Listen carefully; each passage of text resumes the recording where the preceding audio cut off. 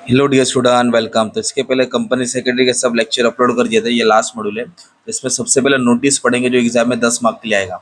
तो notice confirm exam में आता ही है, तो कैसे उसका स्पेसिफिकेशन बताने का एजेंट, मतलब कि नोटिस में क्या लिखना है। ओके, तब एक नोटिस तुम्हारे लिए रीड कर देता हूँ। नोटिस भी लिखना है, एजेंडा भी लिखना है, रिजोल्यूशन भी लिखना है। तो इधर क्या बोला है क्वेश्चन में कि अपने को फर्स्ट मीटिंग, जैसे इधर बोला है कि फर्स्ट बोर्ड मीटिंग हो रही है तो उसके लिए नोटिस ड्राफ्ट करो। तो इधर कंपनी का एड्रेस डाल देने का है। ओके, डायरेक्टर का address, notice of first board meeting. तो इधर लिखेंगे I am directed by the board of director to inform you that first meeting of the board of the company will be held. तो company की meeting किधर रहेगी, उसका address, time, place डाल देने का। Please make it convenient to attend the meeting, ये थोड़ा बोल बच्चन लिख देने का, योर फेथफुली। ये सेक्रेटरी साइन करेगा। फिर agenda, agenda means the matter should be discuss in the meeting, मतलब मीटिंग में किस मुद्दे पे बात होगी। तो इतने सारे दिए हैं, आपको क्या करना है, इसमें से 5-6 याद करना है। To like the chairman of the meeting, meeting का चेयरमैन कौन रहेगा, कंपनी का चेयरमैन कौन रहेगा, certificate of incorporation, registration certificate record करना है। फिर उसके बाद रिजोल्यूशन लेना है, equity share, dividend, bonus share, ये सब पे डिस्कशन डालना है। और लास्ट का 2 लाइन फिक्स है, to consider any other business with permission of chair और to fix the date of next board meeting. ये लास्ट की 2 लाइन में है। आज में 6-7 एक रिजोल्यूशन याद करना है। ओके, फिर ऐसे करके अलग अलग बनाए। एक बनाया जैसे फर्स्ट बोर्ड मीटिंग है, वैसे एनुअल जनरल मीटिंग जो साल में एक दफा मीटिंग होती है। तो आपको कंपनी का नाम डालने का है। तो आप लोग नाम डालेंगे ए आर के पब्लिक लिमिटेड, एड्रेस डाल देंगे, रेफरेंस नंबर डाल देंगे। फिर सेक्रेटरी क्या बोलता है मेंबर को, dear sir, I am directed by the board of director to inform that there is a meeting, annual general meeting held हो रहा है, कहाँ हो रहा है, कितने बजे हो रहा है, बताने का। You are request to make it convenient to attend the meeting, आपको आना है। और मीटिंग में एजेंडा, एजेंडा जो मैंने बोला वो डिस्कस करके डाल देने का, 4-5 याद करके डाल देने का। और रिजोल्यूशन मतलब क्या, उन्होंने डिसीजन लिया। रिजोल्यूशन मतलब उन्होंने क्या डिसीजन लिया। ओके, ये तुम्हारा हो गया नोटिस। और एजेंडा 10 मार्क का आता है, तो इसके लिए एक रेडी रहना है। फिर इसके बाद नेक्स्ट टॉपिक क्या आ रहा है बच्चा मालूम है, अच्छे से समझा देता ताकि तुम्हारा डाउट क्लियर हो जाए। Winding up of the company, अगर इसका मतलब मालूम हो जाएगा ना, तुमको लिखने आसान हो जाएगा। देखो, अभी आप और मैं इंसान ने पैदा हुए, तो आने वाले टाइम पे हम लोग क्या हो जाएगा, खत्म हो जाएंगे, मर जाएंगे। ओके, 40-50-60 साल बाद। वैसे कंपनी जब पैदा होती है तो स्टार्ट होती है, फिर एक टाइम आता है कि कंपनी भी क्या हो जाती है, बंद हो जाती है, खत्म हो जाती है, निस्ता नाबूद हो जाती है। उसको बोलते हैं winding of company. Has company take birth with incorporation, जैसे इनकॉर्पोरेशन से शुरुआत होती है, वैसे वाइंडिंग अप से उसका लास्ट स्टेज हो जाता है, बिजनेस खत्म हो जाता है। ओके, तो वाइंडिंग अप करने के लिए कौन करता है, या तो ट्रिब्यूनल करता है या तो कंपनी खुद करती है। ट्रिब्यूनल बोले तो कोर्ट। वाइंडिंग अप कंपनी में भी required due to number of reason, क्यों बंद होती है बिजनेस, लॉस हो गया, कर्जा हो गया, कोई प्रोमोटर मर गया, है ना, सो एंड सो कोई टेक ओवर कर लिया, या बिजनेस ही नहीं चल रहा है, ये रीजन है। तो winding up company by tribunal. तो ट्रिब्यूनल क्या करेगा मालूम है क्या, मतलब court. The company is unable to pay is डेब्ट, कंपनी कर्जा नहीं दे पा रहा है, company has a special resolution meeting बुलाएगा और रिजोल्व करेगा। Company has act against the interest of the sovereignty, जो देश के खिलाफ गलत काम किया, इस for that reason company can be wind up. Okay, voluntary मतलब होता है अपने मर्जी से वाइंड अप, मेंबर चला गया, रिजोल्यूशन दे दिया, लॉस हो रहा है, कुछ काम अच्छा हो रहा नहीं है, तो ऐसे क्या स्टेप्स है। ओके, तो उसके स्टेप्स कुछ दिए हैं, तो अपने को इतने सारे स्टेप्स है, थोड़ा बहुत याद करना पड़ेगा। तो शॉर्ट में याद कर लेते हैं। पहला है तो बोर्ड मीटिंग बुलाएंगे, क्या मिलाएंगे, बोर्ड मीटिंग। फिर सबको नोटिस देंगे, क्या देंगे, नोटिस, ये 2 याद हो गया।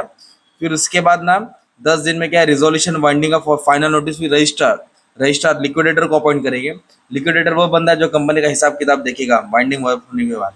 फिर ऑफिशियल गैजेट तैयार करना है न्यूज़पेपर में डाल के, इतना मेन याद किया। फिर ये वाला पढ़ना है, क्या दिया है, wind up affair of the company prepare liquidator. Liquidator एक फाइनल स्टेटमेंट बनाएगा, रिसीव पेमेंट, जो पेंडिंग कॉल है कंपनी पैसा वसूल करेगी।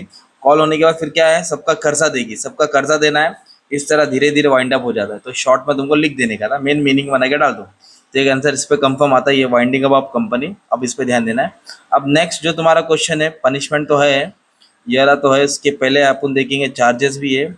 और ये secretarial duty with regards to payment of dividend, जब कंपनी प्रॉफिट कमाती है तो प्रॉफिट का पैसा जमा होता है रिजर्व सर्प्लस में। फिर उस रिजर्व सर्प्लस है कंपनी प्रॉफिट से क्या करती है, कंपनी प्रॉफिट से डिविडेंड बांटती है। डिविडेंड मतलब part of profit distributed to the shareholder. तो डिविडेंड बांटने के लिए क्या करती है company, issue notice obviously for holding board meeting. Board meeting बुलाएंगे, सबको चाय पानी पे बुलाएंगे, समोसा खिलाएंगे, बोलेंगे भी अपने को क्या करना है, डिविडेंड देना है। फिर notification stock exchange, stock exchange को भी बताना पड़ता है, ताकि एक डेट देंगे, एक्स डेट, ये डेट पे जो भी शेयर खरीदेगा उसको डिविडेंड मिलेगा, वरना नहीं।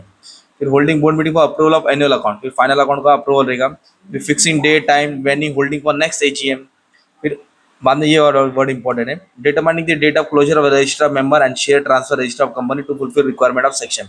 जो भी फुलफिलमेंट है, जो भी रिक्वायरमेंट वो लिखेंगे, वो देखेंगे। फिर कितना अमाउंट बांटना वो सोचेंगे उन लोग, ओके। फिर रजिस्टर को क्लोज करेंगे, डायरेक्टर रिपोर्ट में बताएंगे डिविडेंड कितना रिकमेंड करना है, बोर्ड ऑफ डायरेक्टर बताएगा, इसके हिसाब से डिविडेंड क्या हो जाएगा, पे कर देंगे लोग।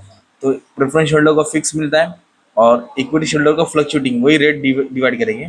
फिर स्टेटमेंट ऑफ डिविडेंड बनाएंगे, फिर थोड़ा टैक्स के हिसाब से अमाउंट काट के डिविडेंड वारंट इश्यू करके अब सबको डिविडेंड पे करेंगे, जिसको डिविडेंड नहीं मिला उसको अनपेड डिविडेंड अकाउंट में ट्रांसफर कर देंगे। तो ये वाला टॉपिक तुमको पढ़ना है, ओके, डिविडेंड वाला। उसके बाद एक टॉपिक क्या है, डिविडेंड मतलब क्या था, part of profit, short note में आएगा। डिविडेंड बोले तो part of profit given to the shareholder, profit का हिस्सा जो dividend, dividend means profit of a company which is distributed among the shareholder in proportion, company हिसाब से dividend बांटती है। जो जो कंपनी पैसा कमाती है वही पैसा को बांट के बोलती है डिविडेंड। बाकी का अगर ये भी आंसर है तो सेम आंसर उठा के डाल देने का, ओके। और नेक्स्ट क्या है इसका क्वेश्चन, कंपनी रिपोर्ट। तो कंपनी अलग अलग टाइप का रिपोर्ट बनाता है। जो बोर्ड ऑफ डायरेक्टर का रिपोर्ट होता है वो बोर्ड रिपोर्ट होता है, बोर्ड ऑफ डायरेक्टर अपना प्रोग्रेस बताता है। ऑडिटर जो अकाउंट्स करता है, जो अपना अकाउंट्स का पेपर दिया, हिसाब किताब, verification, vouching, audit program, audit planning, तो ऑडिटर अपना रिपोर्ट तैयार करता है।